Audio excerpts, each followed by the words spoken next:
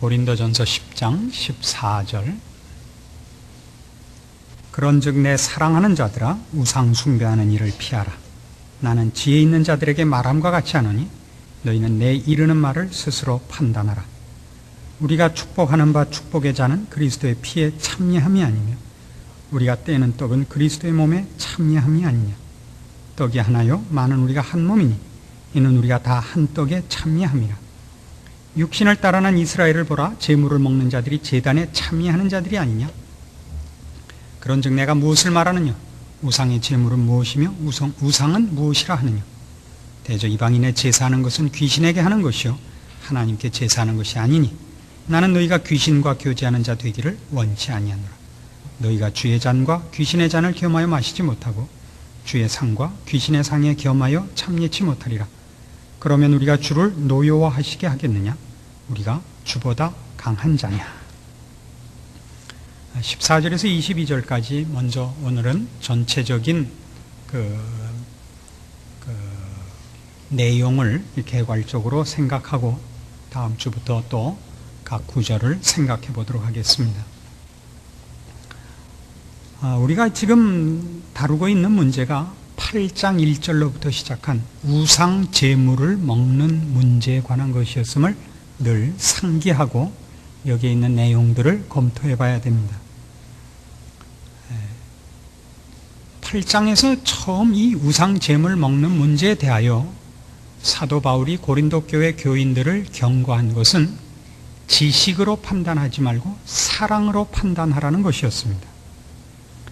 죄냐 아니냐 하는 기준으로 신앙을 점검하지 말고 덕이 되느냐 덕이 되지 않느냐라는 기준에서 자신의 신앙을 점검할 것을 요구받았었습니다. 그리고 그것이야말로 우리가 구원을 얻고 하나님의 자녀로 부름받은 이후에 최후의 상을 받아가는 우리 신자가 가야 하는 신앙적인 어떤 싸움이요 훈련이라고 제시해서 9장 마지막에 9장 25절 이하에서 이기기를 다투는 자마다 모든 일을 절제한다. 다름질하기를 향방 없는 자 같이 아니하고 싸우기를 허공을 치는 것 같이 아니하여 내가 내 몸을 쳐 복종하게 하면 내가 남에게 전파한 후에 자기가 도리어 이 합격선에 들지 못할까 함이라 하는 경고를 했었습니다. 그리고 그 예를 즉각적으로 출애굽에 나타났던 이스라엘 백성이 겪었던 실패를 예로 들어서 10장을 전반부를 할애했습니다. 10가지 재앙과 홍해를 건너고 나서 시내산에서 실패한 이들, 시내산에서 금송아지를 섬기진 않았지만 그 다음에 가서 간암한 자들, 원망한 자들, 주를 시험한 자들, 결국 약 300만에 이르는 이스라엘 백성이 애굽에서 구출함을 받았지만 결국 가나안 땅에는 둘밖에 못 들어갔다 이겁니다. 여호수아와 갈렙밖에. 물론 가나안 땅에 들어가지 못하고 광야에서 다 죽어 흐트러진 자들이 그렇다고 해서 구원을 못 받았거나 혹은 구원이 취소됐다는 뜻은 물론 아닙니다. 그러나 그 최종적인 영광의 상급에 이르기에는 미흡했었다라는 것을 제시해서 신자가 마땅히 가야 하고 이르러야 하고 노력해야 되는 최종적인 상급을 향한 우리의 절제와 일관된 목표, 노력을 우리에게 격려하고 있는 것입니다. 근데 이 문제에서 왜 우상 숭배와 이 문제가 연결되느냐 하는 것은 여러 가지로 깊은 이유가 있습니다. 우리가 최종적인 영광의 상급을 얻어내는데 우상 숭배 문제가 왜 그토록 큰 문제가 되느냐? 왜 우상 숭배를 하지 말라 그러느냐? 오늘 14절 같이 그런즉 내 사랑하는 자들아 우상 숭배하는 일을 피하라 이렇게 나오느냐 하는 것입니다. 먼저는 첫 번째로 생각할 것은 우상 제물을 먹는 것은 그 제물이 바쳐진 대상과 하나가 된다는 뜻을 갖기 때문에 우상은 안 된다 이런 겁니다. 우상 제물을 먹는 것이 그 제물이 바쳐진 대상과 연합, 그 이상의 어떤 일치되는 관계가 되는 내용을 갖고 있기 때문에 하나님과 하나 된 우리가, 하나님의 자녀로 부름받은 우리가 이제 하나님의 자녀로서 들어와 있는 신분과 지위를 스스로 놓고 다른 이, 특별히 하나님과 대적되는, 하나님이 싫어하는 어떤 대상에게 가서 자기가 그와 연합하는 일을 할 수 없다 하는 것입니다. 좀 더 구체적인 원리는 뒤에 가서 알아보기로 합시다. 그리고 두 번째는 이 우상 숭배는 결국은 귀신과의 교제다 이겁니다. 여기 20절 보시면 대저 이방인의 제사하는 것은 귀신에게 하는 것이요 하나님께 제사하는 것이 아니니 나는 너희가 귀신과 교제하는 자 되기를 원치 아니하노라. 결국 사람들이 하나님을 찾지 못하고 하나님의 자녀로서 그의 지위를 확보하지 못하면 그는 결국 우리를 미혹하고 우리를 죄악 속에 가두어놓는 이 악한 무리의 세력과 유혹 속에 잡혀 있는 것입니다. 저들이 우리를 잡아놓는 일에 자기네들의 모습을 앞에 세워놓고 우리를 잡아놓지 않습니다. 그래서 귀신이 드는 일은 그렇게 자주 있는 일이 아닙니다. 귀신이 드는 일은 드뭅니다. 그러나 하나님 안에 있지 않는 자들을 이쪽 마귀와 그의 일당들이 미혹시키기 위하여 어떤 재물이나 헛된 욕심이나 이런 다른 것으로 붙잡아 놓고 있죠. 자신이 앞에 나서서 자신의 정체를 드러내 가지고 우리를 놀래게 하지 않는다 말입니다. 그래서 결국 이 두 가지 이유 때문에 우상 제물을 먹는다는 건 결국 그 제물이 바쳐진 대상, 어떤 우상과 내가 교제하는 긴밀한 관계에 들어가는 표가 되고, 그리고 결국 우상 숭배라는 건 그 대상은 결국은 우리의 무지로부터 출발됐다 할지라도 일반 보편적인 자연인이 볼 때 그가 무지해서 우상에게 절한다 할지라도 결국은 하나님의 생명에서 우리를 격리시키고 악으로 파멸로 이끌려는 악한 세력의 유혹과 교묘한 그 관계에 빠진 것이 되기 때문에 우상 제물을 먹느냐 안 먹느냐만 문제가 되는 것이 아니라 그것을 어디서 먹느냐도 문제가 된다는 것입니다. 우상 제물을 먹는 것만 문제가 되는 것이 아니라 그걸 어디서 먹느냐가 문제가 돼요. 무슨 말이냐면 고린도전서 8장 10절 보세요. 지식 있는 네가 우상의 집에 앉아 먹는 것을 누구든지 보면 그 약한 자들의 양심이 담력을 얻어 어찌 우상의 제물을 먹게 되지 않겠느냐. 그래서 잘 보세요. 여기는 아주 폭넓은 그 생각을 요구해요. 우상 제물을 먹느냐 안 먹느냐만 중요한 것이 아니라 그런 일이 행해지는 장소에 가는 것도 잘못이에요. 그래서 왜냐하면 우상 신전에 간 것만으로도 그가 경배를 하러 갔든 그것과 상관없이 친구를 만나러 갔든 제3자의 눈에는 하나님의 성전에 가는 자가 우상의 전에도 들어가는, 그래서 둘이 상호 왔다 갔다 해도 되는 것으로 오해된단 말이에요. 교제의 모습이니까. 제물을 먹는 것이 이것이 하나의 식물이지 무슨 상관이냐라고 말하는 건 옳습니다. 그러나 보통 제물은 일반적으로 어떤 신에게 바쳐진 것이고, 그 모든 제물은 그 제물을 먹는 것은 곧 그 제물이 바쳐진 신을 인정하고 그를 숭배하는 표가 되어 있단 말이에요. 일반적으로. 그렇지 않습니까? 그러니까 마찬가지로 우상 제단 앞에 가는 것, 우상의 전에 가는 것은 그를 경배하러 가는 것으로 충분히 오해되지요. 그것까지도 하지 말라 말입니다. 그래서 무엇을 먹느냐, 즉 우상 제물을 먹느냐 안 먹느냐 이상으로 우상 전에 가느냐 안 가느냐도 문제가 된다고요. 그건 당연히 이런 또 하나의 결론을 만들어냅니다. 즉 우리가 주의 성찬에 참여하는 자이기 때문에 우리가 주와 연합되어 있다는 것을 우리가 알고 있고 남에게도 알려야 됩니다. 그래서 우리는 외적인 우리의 모습도 주와 연합됐다는 것을 지키는 것을 기준으로 해서 삼가야 됩니다. 여러분은 글쎄 이걸 죄라고 할 필요는 없습니다만은 술집에 친구 따라 들어갈 필요가 없는 겁니다. 나는 술은 안 먹었어요. 그렇게 얘기할 수 있어요. 아니, 우리가 오늘 얘기한 식으로 첫 번째로 이렇게 얘기할 수 있어요. 술 먹는 게 무슨 죄입니까? 이렇게 얘기할 수 있어요. 술 먹는 건 죄가 아닙니다. 술 먹는다고 해서 여러분의 구원이 취소되거나 하나님이 술 먹었다고 여러분을 벌하시지 않습니다.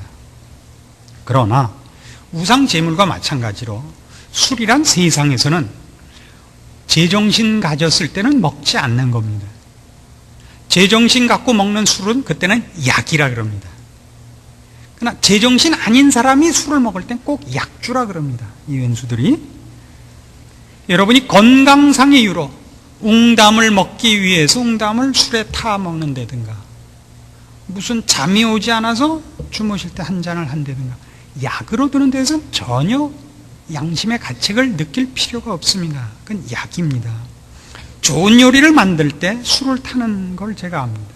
그런 것들을 술을 먹는다 그러지 않습니다. 일반적으로 술이란 어떤 때 쓰여지냐 하면 자기의 정신을 마취시킬 때 쓰는 겁니다. 슬픔을 잊는다든가 자기가 지금 얻은 바 기쁨을 자기가 건전한 정신, 맨정신으로는 즐기기 너무 커서 정신을 잃고 싶을 때 먹는 겁니다. 그죠? 그래 가지고 내 정신이 아닐 때 지랄을 한번 치자고 먹는 게 술입니다. 누구나 그 2차적인 효과를 위해서입니다. 평소에 맨정신으로 할 수 없는 일을 하기 위하여 건전한 상식을 마취시키는 것으로 먹는 게 술입니다. 그래서 술 먹고 무슨 짓을 할지 모르는 거죠. 딸을 안 주겠다는 집에 쳐들어갈 때 술 먹고 대문간을 발로 차고 들어간다는 거 아닙니까? 딸 내놔라고. 그래서 흠신 두들겨 맞고 7일 만에 죽었다. 이런 신문기사가 나죠.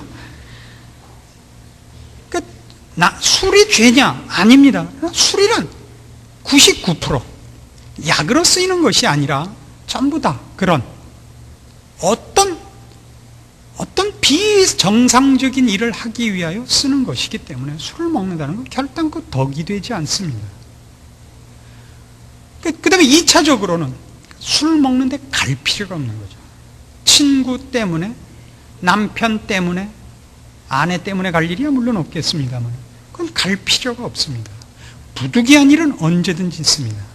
부득이한 일은 언제든지 있는데 그냥 일반적으로는 그렇단 말입니다.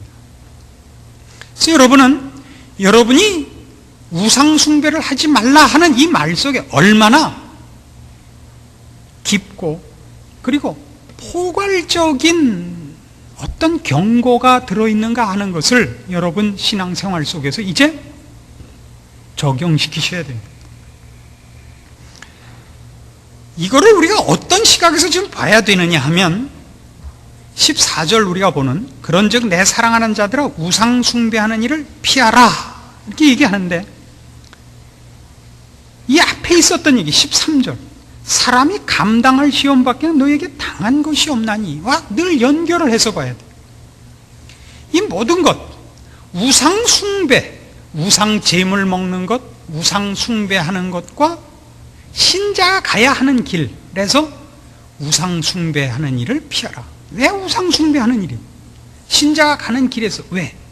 신자가 가는 길 감당할 시험밖에 당한 것이 없다. 그러니 우상 숭배를 피하라. 왜 이것이 우상 숭배에 와야 되냐 말이에요. 우상 숭배를 피하라는 말 속에는 그러니까 왜 우상을 붙잡느냐라는 질문이 내포되어 있고 왜 우상을 붙잡느냐라는 내용 속에는 너희는 아직도 하나님을 제대로 알지 못하는구나라는 지적이 숨어 있다고 보셔야 되는 겁니다. 왜 우리가 우상 제물을 먹는가? 왜 우상의 전에 들어가는가? 너희는 아직도 하나님이 누군지, 너희를 구원한 하나님이 누군지, 그 하나님 너희를 사랑하는 게 무엇인지 모르니까 우상 제물을 먹고 우상의 전에 들어가고 있는 것이다 이거예요. 그걸 다른 식으로 얘기해서 훨씬 포괄적으로 얘기할 때는 감당할 시험 밖에는 너희에게 당한 것이 없다, 이렇게 얘기해도 좋은 겁니다. 오늘 이 본문으로 따지면.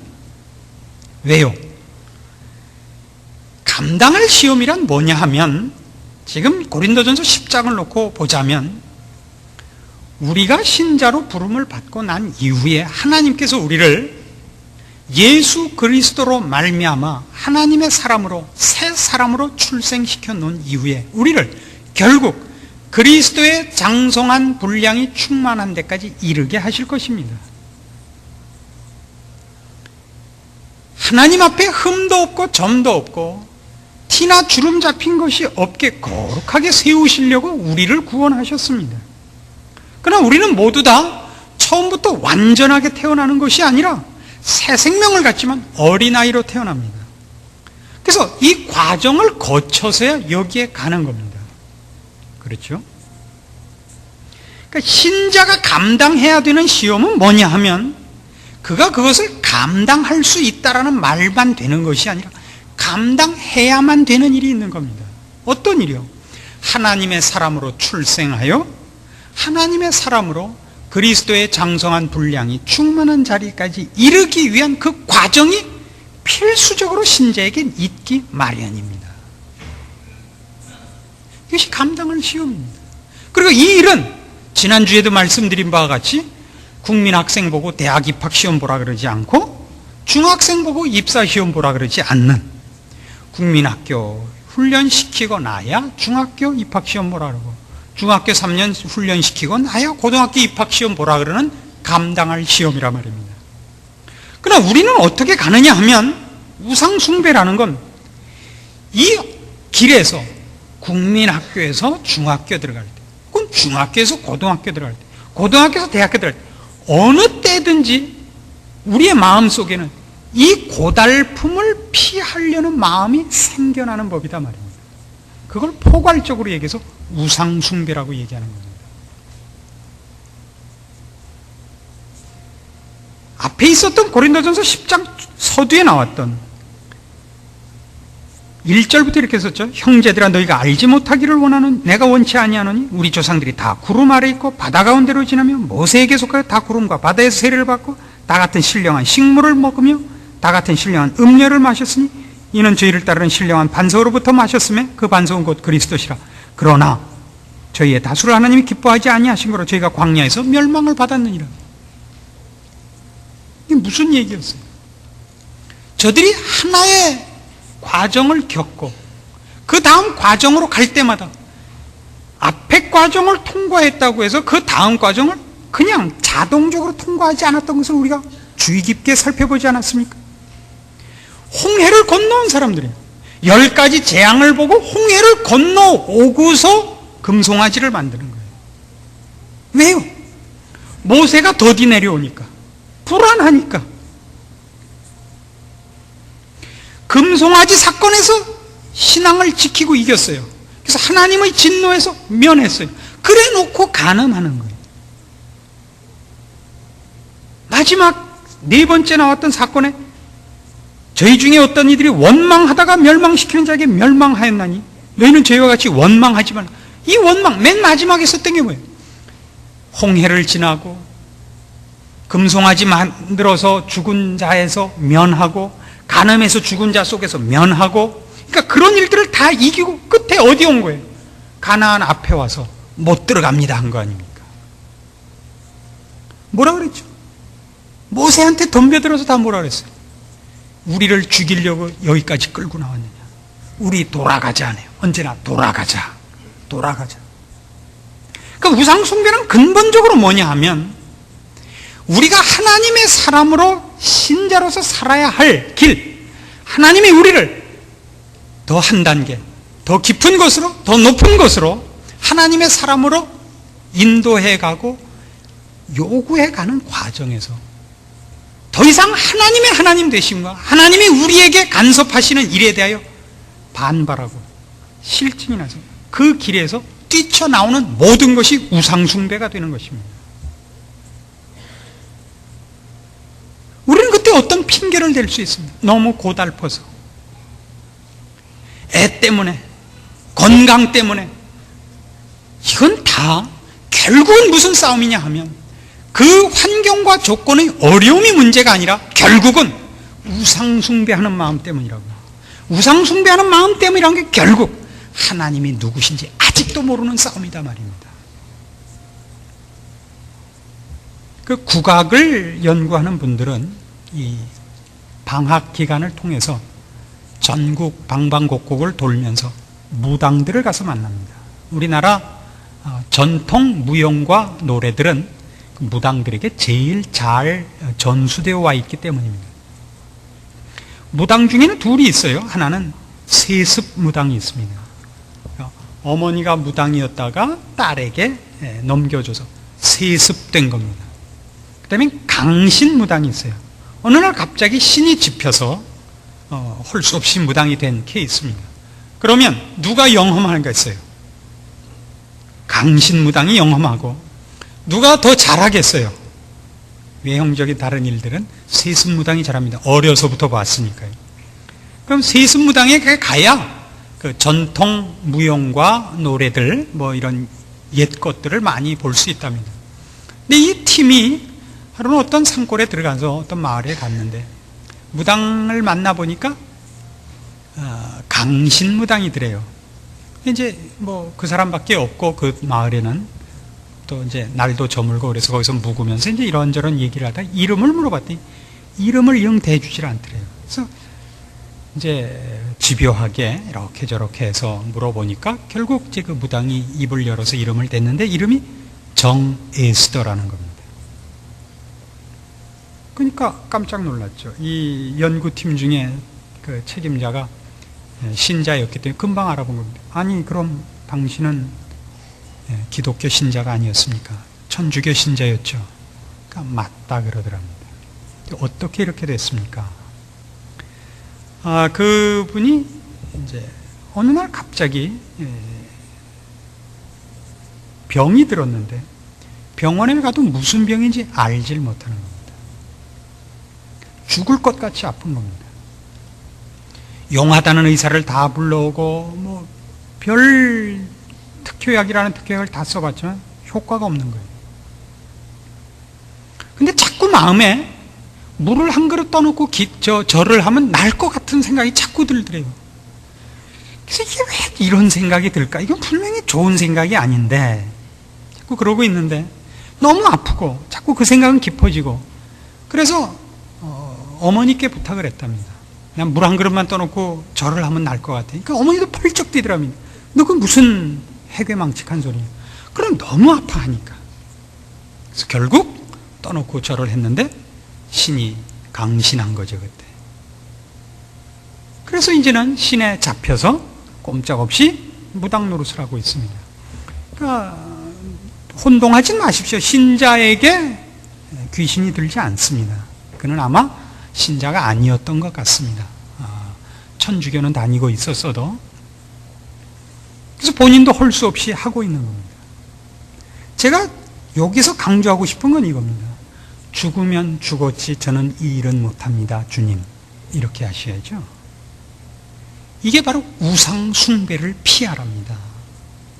우리는 우상숭배를 가서 무슨 부처에게 절하지 않는 것, 어떤 뭐 통일교로 가지 않는 것, 이런 식으로 생각하는 것은 그건 아직도 우상숭배라는 성경이 논하는 이 깊은 뜻을 이해하지 못하는 겁니다. 우상숭배란 결국 하나님 한 분만으로 만족하는 자리에 안 가 있으면 어느 곳에서나 걸려들 수 있는 것이 우상숭배인 것입니다. 이스라엘 백성이 아직도 하나님이 누구신지, 하나님이 우리를 향하여 갖고 계신 사랑이 무엇인지 모르고, 그래서 자신이 하나님에게 마음을 다하고 뜻을 다하고 정성을 다하여 사랑할 마음이 없으면 조그만 문제에서도 돌아가자 이렇게 되는 겁니다. 우상숭배하다 죽고, 간음하다 죽고, 주를 시험하다 죽고, 원망하다 죽는 겁니다. 그래서 뭐라 그래요? 감당할 시험밖에는 당한 것이 없다.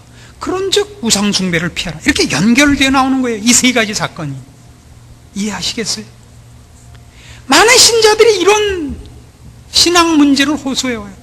왜 내가 이렇게 열심히 예수를 믿는데 이렇게 지지리도 안 풀립니까? 그게 감당할 시험이기 때문이에요. 지질이 안 풀려서 맨 끝이 뭐냐면 그래서 죽는 거예요. 그럼 그런 사람을 스데반 같이 죽었다 그러는 거예요. 그러나 우리는 좋습니다. 하나님, 내가 마지막으로 한 번 더 기다려 보겠습니다. 여기서 안 되면 이제는 내 책임 아닙니다. 이게 바로 우상 숭배요, 간음하는 것이요, 주를 시험하는 것이요, 원망하는 것 아니고 뭡니까? 하나로 뭉뚱그려서 우상 숭배란 말입니다. 우리는 하나님께서 친히 독생자 예수 그리스도를 보내요 우리 죄를 위하여 주께서는 그 모멸과 질시를 받으며 그 고통스러운 십자가를 지시는 사랑을 주고 생명을 준 것을 감사해야 한다 그러면서도 하나님은 그런 사랑을 우리에게 주셨음에도 불구하고 우리는 목숨을 바칠 준비가 안 돼 있는 것입니다.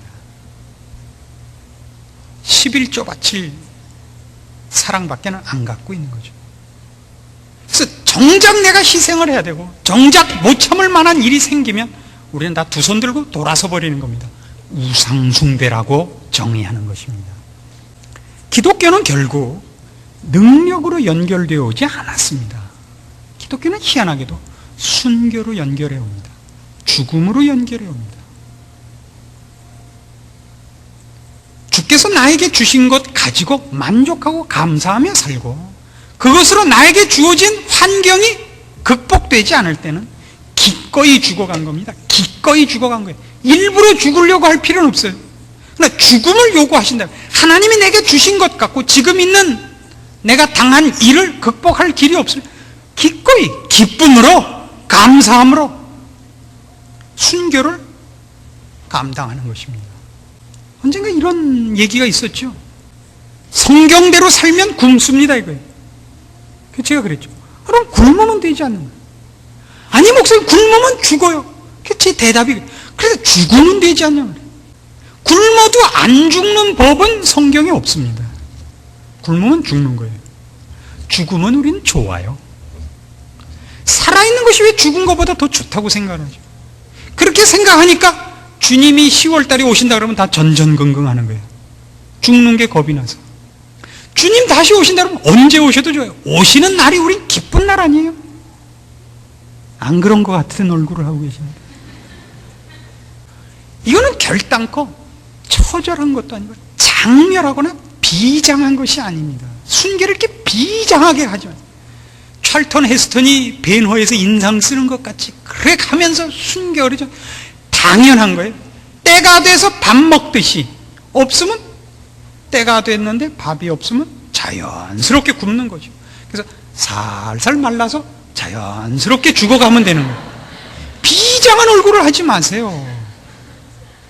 그건 마치 해마다 흰머리가 생기고 늙어가고 멋있게 늙어서 애들 세배받고 그리고 어느 날 죽는 것과 같은 겁니다.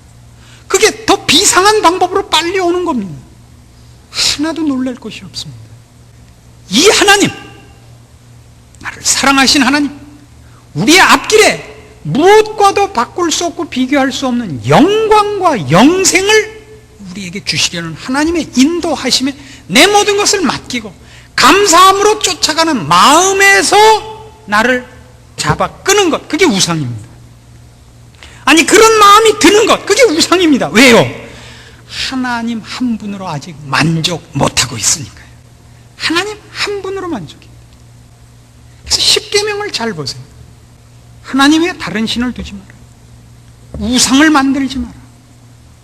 여호와의 이름을 망령 때 일컫지 마라. 안식일을 거룩히 지키라.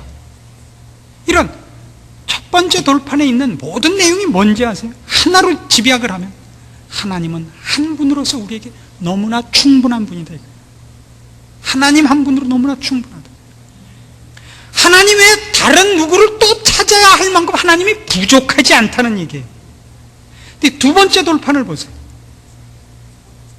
부모를 공경하라, 거짓말하지 마라, 간음하지 마라, 도적질하지 마라, 살인하지 말라, 거짓 증거하지 말라, 이웃의 것을 탐내지 말라. 몽땅 무슨 얘기예요? 하나님이 내게 준 것은 너무나 충분한 것이다 이거예요. 네 이웃의 것을 보고 왜 나는 저거 안 줬냐 그럴 필요 없대는, 넉넉히 줬다고요. 무엇까지도? 부모까지도. 왜 나는 이런 부모 갖고 태어났나, 그런 마음가짐이 여러분은 아직도 하나님으로 인정하지 않는 거예요. 그게 바로 우상숭배예요. 왜 나에게 이런 어머니니까 실감이 안 나죠. 그럼 이런 시어머니를 만나겠는가? 실감이 나세요? 저 시어머니는 안 그런데 왜 우리 시어머니만? 뭐라고 돼 있다고요? 첫 번째 계명이에요. 하나님에 대한 계명 말고 사람에 대한 계명의 첫 번째가 네 부모를 공경하라.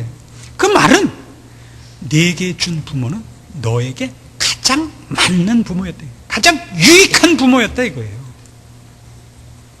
네 이웃의 것을 탐내지 말라고, 도적질하거나 살인하지 말라고.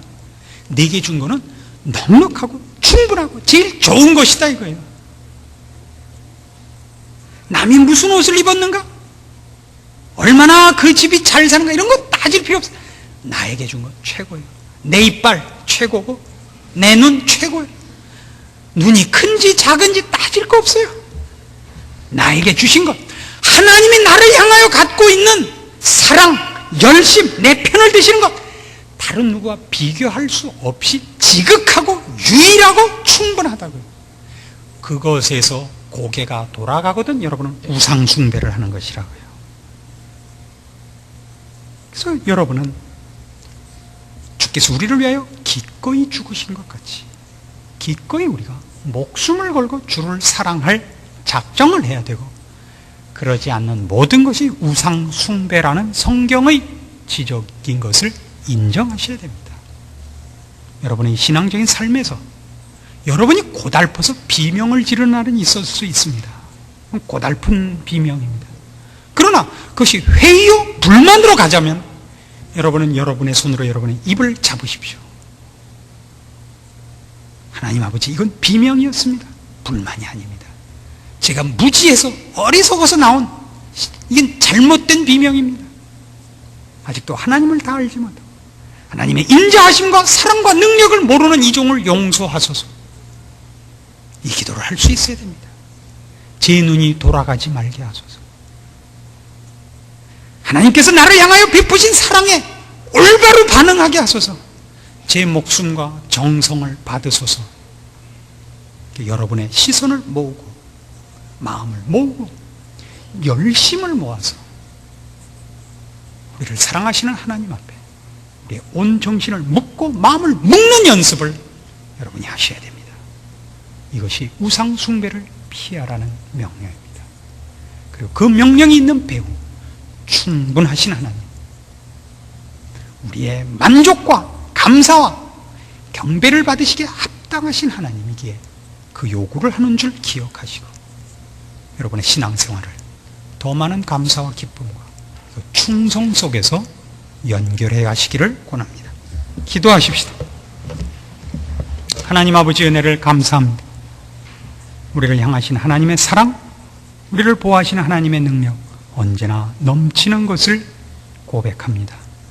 우리의 미련과 무지와 어리석음을 주님 하감하옵시고 우리의 비명을 괴념치 마시옵소서. 우리가 마음과 뜻과 정성과 진심을 바쳐 주를 사랑함을 다시 한번 고백하오니 우리의 진심을 받으시고 주의 사랑과 능력으로 지키시며 주를 향한 우리의 열심을 주 앞에 묶어두사 충성되이 우리의 인생을 마치게 하시고 주의 나라에서 영광 속에 주를 뵙게 하시옵소서. 예수님의 이름으로 기도합니다.